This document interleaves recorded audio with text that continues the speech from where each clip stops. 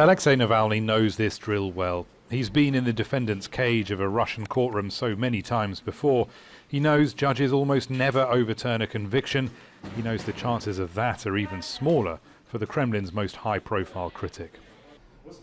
So Navalny listened to the expected rejection of his appeal and gave a customarily sarcastic reply. "They've reduced my sentence by 1.5 months. Great," he said. "Is the verdict clear?" asked the judge. Yes, thank you," answered Navalny. Taking off time already spent under house arrest, Navalny's sentence is now 2 years and 8 months. He gave a final statement, captured only on audio, criticising the authorities. They say, "What's this? We can fiddle with the justice system in any way we want, so how can you stand against us?"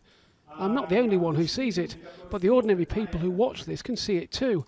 They have bad feelings about it because they can imagine what happens if they meet this justice system. Outside, his lawyer echoed Navalny's cynical view of the country's courts. Today's verdict was expected for us. We consider it unlawful. Nothing has changed. All the arguments were made in the court the first time. They got rejected then, they got rejected now. Alexey Navalny returned to Russia last month and was immediately detained.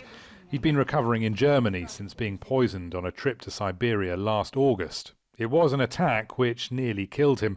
Navalny says Russia's FSB security service was responsible, and the EU has sanctioned several members of President Putin's inner circle. Prosecutors say by being out of the country so long, Navalny violated the terms of an earlier suspended sentence. After being released from the clinic on September 23, 2020, during 2 months till November 2020, Alexey Navalny has not notified the probation department about his place of stay. He has not turned up to the registration either. But the courts were still not done with Navalny. After his appeal rejection, there was another conviction, an $11,500 fine for supposedly defaming a World War II veteran in one of Navalny's online videos.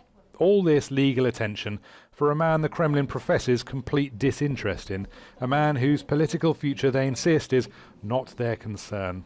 Rory, Challands, Aljazeera.